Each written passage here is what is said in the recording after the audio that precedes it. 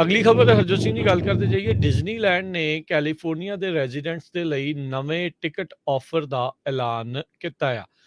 ਬਹੁਤ ਸਾਰੇ ਜਿਹੜੇ ਬੱਚੇ ਮਾਪੇ ਜਿਹੜੇ ਆ ਡਿਜ਼ਨੀਲੈਂਡ ਦੇ ਵਿੱਚ ਘੁੰਮਣ ਫਿਰਨ ਦੇ ਲਈ ਜਾਂਦੇ ਨੇ। 2 ਸਾਲ ਤਾਂ ਸਭ ਨੂੰ ਹੀ ਪਤਾ ਆ ਵੀ ਕੋਵਿਡ ਦੇ ਰੌਲੇ ਰੱਪੇ ਦੇ ਵਿੱਚ ਇਹ ਸਾਰਾ ਕੁਛ ਠੱਪ ਹੀ ਰਿਹਾ। ਉਹਨਾਂ ਦੇ ਇੱਕ ਮੈਜਿਕ ਕੀ ਪਾਸ ਪ੍ਰੋਗਰਾਮ ਹੁੰਦਾ ਸੀ, ਪਰ ਉਸ ਦੀ ਥਾਂ ਦੇ ਉੱਤੇ ਕਹਿੰਦੇ ਸਪੈਸ਼ਲ ਲਿਮਿਟਡ ਟਾਈਮ ਆਫਰ ਸਿਰਫ ਤੇ ਸਿਰਫ ਕੈਲੀਫੋਰਨੀਆ ਦੇ ਰੈਜ਼ੀਡੈਂਟਸ ਦੇ ਲਈ ਉਹਨਾਂ ਨੇ ਲਿਆਂਦਾ ਆ।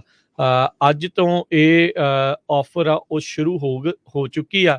ਜਿਹੜਾ ਵੀ ਇਸ ਸੂਬੇ ਦੇ ਵਿੱਚ ਰਹਿੰਦਾ ਹੈ ਤੇ ਡਿਜ਼ਨੀਲੈਂਡ ਜਾਂ ਡਿਜ਼ਨੀ ਕੈਲੀਫੋਰਨੀਆ ਐਡਵੈਂਚਰ ਪਾਰਕ ਦੇ ਵਿੱਚ ਸਮਰ ਦੇ ਵਿੱਚ ਜਾਣਾ ਚਾਹੁੰਦਾ ਆ, ਤਾਂ ਉਸ ਨੂੰ $83 ਪਰ ਪਰਸਨ ਜਿਹੜੀ ਪਰ ਡੇ ਦੀ ਟਿਕਟ ਆ ਉਹ ਮਿਲ ਸਕਦੀ ਆ।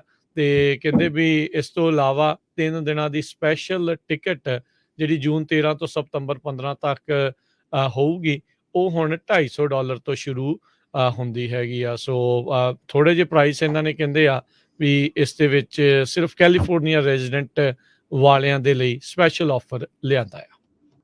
ਅਗਲੀ ਖਬਰ ਹਰਜੋਤ ਸਿੰਘ ਦੀ ਗੱਲ ਕਰਦੇ ਜਾਈਏ। ਡਿਜ਼ਨੀਲੈਂਡ ਨੇ ਕੈਲੀਫੋਰਨੀਆ ਦੇ ਰੈਜ਼ੀਡੈਂਟਸ ਦੇ ਲਈ ਨਵੇਂ ਟਿਕਟ ਆਫਰ ਦਾ ਐਲਾਨ ਕੀਤਾ ਆ।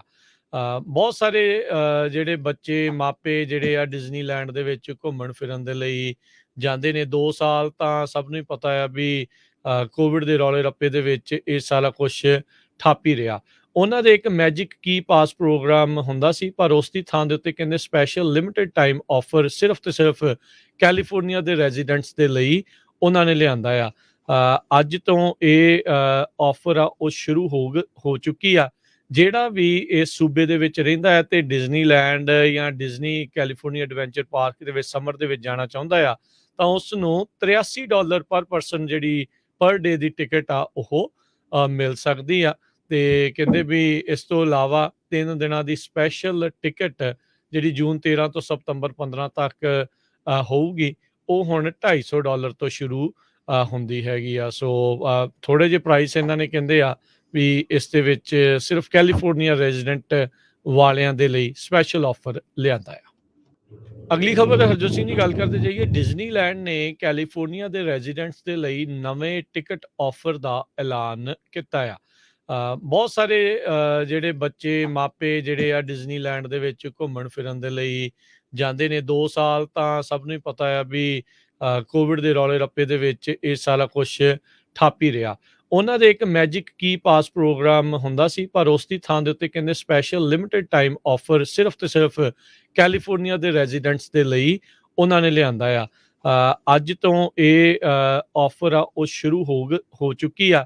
ਜਿਹੜਾ ਵੀ ਇਸ ਸੂਬੇ ਦੇ ਵਿੱਚ ਰਹਿੰਦਾ ਹੈ ਤੇ ਡਿਜ਼ਨੀਲੈਂਡ ਜਾਂ ਡਿਜ਼ਨੀ ਕੈਲੀਫੋਰਨੀਆ ਐਡਵੈਂਚਰ ਪਾਰਕ ਦੇ ਵਿੱਚ ਸਮਰ ਦੇ ਵਿੱਚ ਜਾਣਾ ਚਾਹੁੰਦਾ ਆ, ਤਾਂ ਉਸ ਨੂੰ $83 ਪਰ ਪਰਸਨ ਜਿਹੜੀ ਪਰ ਡੇ ਦੀ ਟਿਕਟ ਆ ਉਹ ਮਿਲ ਸਕਦੀ ਆ।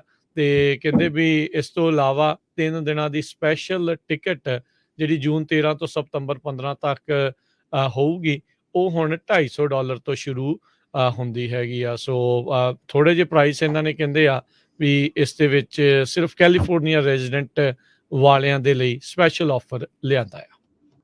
ਅਗਲੀ ਖਬਰ ਹਰਜੋਤ ਸਿੰਘ ਦੀ ਗੱਲ ਕਰਦੇ ਜਾਈਏ। ਡਿਜ਼ਨੀਲੈਂਡ ਨੇ ਕੈਲੀਫੋਰਨੀਆ ਦੇ ਰੈਜ਼ੀਡੈਂਟਸ ਦੇ ਲਈ ਨਵੇਂ ਟਿਕਟ ਆਫਰ ਦਾ ਐਲਾਨ ਕੀਤਾ ਆ।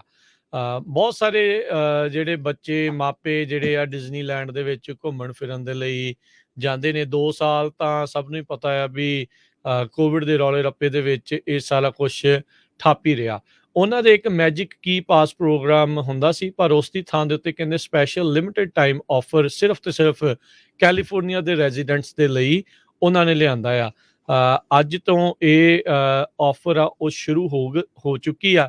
ਜਿਹੜਾ ਵੀ ਇਸ ਸੂਬੇ ਦੇ ਵਿੱਚ ਰਹਿੰਦਾ ਹੈ ਤੇ ਡਿਜ਼ਨੀਲੈਂਡ ਜਾਂ ਡਿਜ਼ਨੀ ਕੈਲੀਫੋਰਨੀਆ ਐਡਵੈਂਚਰ ਪਾਰਕ ਦੇ ਵਿੱਚ ਸਮਰ ਦੇ ਵਿੱਚ ਜਾਣਾ ਚਾਹੁੰਦਾ ਆ, ਤਾਂ ਉਸ ਨੂੰ $83 ਪਰ ਪਰਸਨ ਜਿਹੜੀ ਪਰ ਡੇ ਦੀ ਟਿਕਟ ਆ ਉਹ ਮਿਲ ਸਕਦੀ ਆ। ਤੇ ਕਹਿੰਦੇ ਵੀ ਇਸ ਤੋਂ ਇਲਾਵਾ 3 ਦਿਨਾਂ ਦੀ ਸਪੈਸ਼ਲ ਟਿਕਟ ਜਿਹੜੀ ਜੂਨ 13 ਤੋਂ ਸਤੰਬਰ 15 ਤੱਕ ਹੋਊਗੀ, ਉਹ ਹੁਣ $250 ਤੋਂ ਸ਼ੁਰੂ ਹੁੰਦੀ ਹੈਗੀ ਆ। ਸੋ ਥੋੜੇ ਜਿਹੇ ਪ੍ਰਾਈਸ ਇਹਨਾਂ ਨੇ ਕਹਿੰਦੇ ਆ ਵੀ ਇਸ ਦੇ ਵਿੱਚ ਸਿਰਫ ਕੈਲੀਫੋਰਨੀਆ ਰੈਜ਼ੀਡੈਂਟ ਵਾਲਿਆਂ ਦੇ ਲਈ ਸਪੈਸ਼ਲ ਆਫਰ ਲਿਆਂਦਾ ਆ।